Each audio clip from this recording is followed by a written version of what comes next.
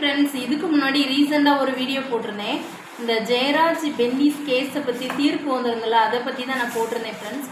அதுக்கு பிறகு தான் நான் நிறைய விஷயங்கள் பார்த்தேன்.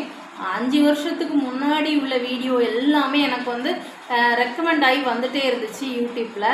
அதில் ஒவ்வொரு விஷயம் பார்க்கும்போது கண்ணீர் வடிக்காத குறை தான். எனக்கே எப்படி இருக்குன்னா, அவங்க குடும்பத்தில் உள்ளவங்க எவ்வளோ ஃபீல் பண்ணியிருப்பாங்க. ஏன்னா அவங்களுக்கு அவங்க உடுத்திருந்த லுங்கியெல்லாம் கூட ரத்தத்துலேயே நனைஞ்சிருக்கு ஃப்ரெண்ட்ஸ். ஹாஸ்பிட்டல், அதாவது போலீஸ் ஸ்டேஷனில் வச்சு விடிய விடிய நல்லா அடிச்சிருக்காங்க. கைது பண்ண அன்னைக்கு 7 மணிக்கு கைது பண்ணியிருக்காங்கன்னா 3 மணி வரை அடித்தாங்களாம் நைட்டு. அந்தளவுக்கு அடிச்சிட்டு அவங்கள ஒரு ஹாஸ்பிட்டலில் கொண்டு காமிக்கிறாங்க. ஃபஸ்ட்டு ஹாஸ்பிட்டல் வரும்போது பார்த்தீங்கன்னா, ஜெயராஜ் உள்ள ட்ரீட்மெண்ட்டில் இருக்காருன்னு நினைக்கிறேன். அவருக்கு முடிஞ்ச உடனே அவங்க பையன் நடந்து வராங்க. காலை நொண்டி நொண்டி நடந்து வராங்க. அந்த லுங்கியை மடித்து கட்டுறாங்க. அந்த லுங்கியை மடித்து கட்டும்போது பார்த்தீங்கன்னா பின்னாடி அவ்வளோ பிளட்டாக இருக்குது. அவர் அதோடு அப்படி நடந்து வராரு. நடந்து ட்ரீட்மெண்ட்டுக்கு போகிறாரு. அதாவது இவங்களை என்ன பண்ணியிருக்காங்கன்னா, இந்த ட்ரீட்மெண்ட்டுக்காக உள்ளே போகும்போது கூட டாக்டரோ நர்ஸோ யாராவது உங்களை யாராவது அடித்தாங்களா அப்படின்னு கேட்டிருந்தா கூட இல்லை அப்படின்னு சொல்லியிருக்காங்க. இவங்களும் பயந்து, நம்ம அடித்ததை சொன்னால் இன்னும் மேலும் அடிப்பாங்க, அடிக்கலைன்னு சொல்லும்போது நம்மளை விட்டுருவாங்க அப்படின்னு சொல்லிட்டு இவங்க சொல்லாமல் இருந்திருக்காங்க.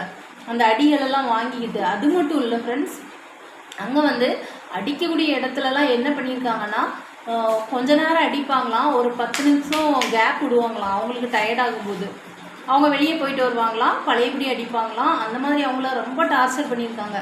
இது எல்லாமே எப்படின்னா, காயம் வெளியே எதுவுமே தெரியக்கூடாது, ஆனால் இவங்க சாகணும், அந்த மாதிரி அடிச்சிருக்காங்க. இவங்களாம் மனுஷங்களா இல்லை வேற யாருமானு எனக்கு தெரியல. ஏன்னா இப்போது இவங்க என்ன கொலை குற்றவாளியா இல்லை ஏதாவது பெரிய குற்றம் பண்ணியிருக்காங்களா? அவங்கள எதுக்கு இந்த அளவுக்கு தாக்கணும்? அவங்க உள்ளுறுப்புகளெல்லாம் சிதைச்சிருக்காங்க. பெரம்பெடுத்து பென்னீஸை பட்டெக்ஸில் அப்படியே அடித்தாங்களாம். அவர் சொல்லியிருக்காரு, வெளியே ஏதோ அப்படி வரும்போது ஃபஸ்ட்டு அதெல்லாம் முடிஞ்சு வெளியே இவங்க சொந்தக்காரங்களை லைட்டாக பார்க்கும்போது சொல்லியிருக்காங்க, பின்னாடியே என்ன அடிச்சுக்கிட்டே இருக்காங்க அப்படின்னு சொல்லியிருக்கிறாரு பென்னீஸு. ஆனால் இந்த அளவுக்கு போலீஸ்காரங்க தாக்கவே கூடாது. அவங்க குடும்பக்காரங்களாக இருந்தால், இப்போது அவங்களோட சொந்தக்காரங்க யாரையாவது இப்படி அடிப்பாங்களா? இல்லை அவங்க உடன்பிறப்பு அந்த மாதிரியெல்லாம் இந்த மாதிரி அடி வாங்கும்போது அவங்களுக்கு மனசு எப்படி இருக்கும்? அப்போ இவங்கள தீர்த்து கட்டணும்னு தானே அடிச்சிருக்காங்க. ஆனால் இந்த மாதிரி இது ஒரு பெரிய பாவம். இது ரெட்டை தூக்கு தண்டனையே குறவுன்னு தான் என்ன கேட்டால் சொல்லணும். அந்தளவுக்கு அடிச்சிருக்காங்க. ஏன்னா அடிக்கும்போது அந்த ஸ்ரீதரா அவர் மெயினாக உள்ளவர் சொல்லியிருக்காரு, நீங்கள் வாங்க, புதுசாக அடித்து பழகிறதுக்கு நமக்கு 2 பீஸ் கிடச்சிருக்கு, ஒன்று ஃப்ரெஷ் பீஸு, அதை அடித்து பழகலாம் வாங்கன்னு சொல்லிட்டு அங்கே உள்ள போலீஸ்காரங்களை கூட்டியிருக்காங்க. அது மட்டும் இல்லை, இவங்க எல்லாரும் உண்மையான குற்றவாளிகள் தானா அப்படின்னு கன்ஃபார்ம் பண்ணுறதுக்கு என்ன பண்ணியிருக்காங்கன்னா, சிபிஐ இந்த கேஸை எடுக்கும்போது இவங்க எல்லாரோட செல்ஃபோன் டவரும் ஒரே இடத்துல தான் இருந்திருக்கு. இதிலேருந்தே எல்லாரும் சேர்ந்து தான் தாக்கியிருக்காங்க அப்படிங்கிறது கன்ஃபார்ம் ஆகிட்டு. அது மட்டும் இல்லை, இவங்க செஞ்ச தப்பை கொஞ்சம் கூட உணரவே இல்லை. இவங்க எல்லாருமே தப்பு பண்ணிட்டாங்க. இப்போ ஸ்ரீதர் சொல்கிறாரு, எனக்கு வயசாயிட்டு, எனக்கு 60 வயசாயிட்டு, எனக்கு உடம்புல ப்ராப்ளம் இருக்குது, என்னை விட்டுருங்க அப்படின்னு சொல்கிறாரு. ஆனால் இவர் கொஞ்சம் கூட தப்பை உணரவே இல்லை. எப்படின்னா, இந்த குற்றம்லாம் நடந்து, அதாவது இந்த கொரோனா காலத்தில் இந்த குற்றம் எல்லாமே நடக்குது. இதை பற்றி வெளியே நிறைய பேர் பேசுகிறாங்க, நியூஸ் சேனல்ஸ் பேசுகிறாங்க. அப்புறம் யூடியூபர்ஸ் நிறைய பேர் எடுத்து போடுறாங்க, என்ன சம்பவம் நடந்து, இவங்க தப்பு பண்ணாங்களா பண்ணலையா, போலீஸ் தான் இதுக்கு காரணமா அப்படின்னு சொல்லிட்டு எடுத்து பேசுகிறாங்க. பேசும்போது மதுரை ஹைகோர்ட் இதை தன்னாலே எடுத்து விசாரிக்கிறாங்க. விசாரித்தோடனே பார்த்தீங்கன்னா, அந்த ஓய்வு பெற்ற நீதிபதி இருப்பாங்கள்ல, மாஜிஸ்ட்ரேட், அவங்கள உள்ளே அனுப்புகிறாங்க. போலீஸ் ஸ்டேஷனுக்குள்ளே அனுப்பி, நீங்கள் அங்கே என்ன நடந்து அப்படின்னு சொல்லிட்டு கிளியராக ஒரு குற்றப்பத்திரிகையை தாக்கல் பண்ணுங்க, அங்கே என்ன நடந்துன்னு நீங்கள் ஆய்வு பண்ணி ஒரு அறிக்கை தாங்க அப்படின்னு சொல்லிட்டு அவங்கள அனுப்புகிறாங்க. அங்கே இவர் போயிருக்காரு. இவருக்கு மரியாதை குறைவு ரொம்ப நடந்திருக்கு அங்கே. எப்படின்னா, ரேவதி தான் இதுக்கு முக்கியமான விட்னஸ். அவங்க தான் சொல்லியிருக்காங்க, அவங்க விடிய விடிய இவங்கள போட்டு அடிக்கும்போது கூட ரேவதி அந்த டியூட்டி நேரத்தில் போயிட்டு அங்கே உள்ளே இருக்க முடியாமல் இவங்க வெளியே வந்திருக்காங்க. அப்புறம் இவங்கெல்லாம் அடிச்சுக்கிட்டு கொஞ்சம் வெளியே போகும்போது கூட இவங்க டயர்டாக இருக்கும்போது குடிக்கிறதுக்கு உங்களுக்கு தண்ணி ஏதாவது வேணுமா, சாப்பாடு ஏதாவது வேணுமா அப்படின்னு சொல்லி கேட்டிருக்காங்க. அவங்க வந்து வேண்டாம் அப்படின்னு சொல்லியிருப்பாங்கன்னு நினைக்கிறேன். ரேவதி வந்து பார்த்தது ஐ விட்னஸ், அவங்க சொல்லிட்டாங்க. அதுக்கப்புறம் பார்த்தீங்கன்னா இந்த விசாரிக்க போன மாஜிஸ்ட்ரேட் அவங்ககிட்ட வந்து என்ன சொல்லியிருக்காங்கன்னா, ரேவதி கொடுத்த வாக்குமூலம் என்னன்னா, சார் நான் வந்து பார்த்தேன் சார், அந்த பெரம்பை எடுத்து தான் அவங்கள வந்து அடித்தாங்க, ரத்தக்கரை எல்லாமே கிளியர் பண்ணியிருக்காங்க, அந்த பெரம்பில் வந்து அவங்களோட ரத்தம் வந்து நிறையவே இருக்குது அப்படிங்கிற மாதிரி சொல்லியிருந்தாங்க. அப்போது இந்த ஓய்வு பெற்ற நீதிபதியோ அவங்க உள்ளே விசாரிக்க போனாங்கள்ல, அவங்க வந்து உங்களோட பெரம்பெல்லாம் எடுத்துகிட்டு வாங்க அப்படின்னு சொன்ன உடனே ஒருத்தன் வந்து சொன்னானா, சார் என் பெரம்பு வீட்டில் இருக்குது அப்படின்னு வந்து சொன்னானா. சரி வீட்டில் இருக்கலாம், வீட்டில் போய் பார்க்க போவோம் வாங்க அப்படின்னோன்னா, இல்லை சார் வெளியூரில் இருக்குது அப்படின்னு சொல்லியிருக்கான். சரி அப்போ அங்கே போவோம் அப்படின்னு சொன்னதுக்கு, இல்லை சார் பெரம்பு காணலை, எனக்கு கிடையாது அப்படிங்கிற மாதிரி சொல்லியிருக்கான். அவரை வந்து ஒரு அவமானப்படுத்தி ஒரு அலக்கழிச்சிருக்கிறாங்க.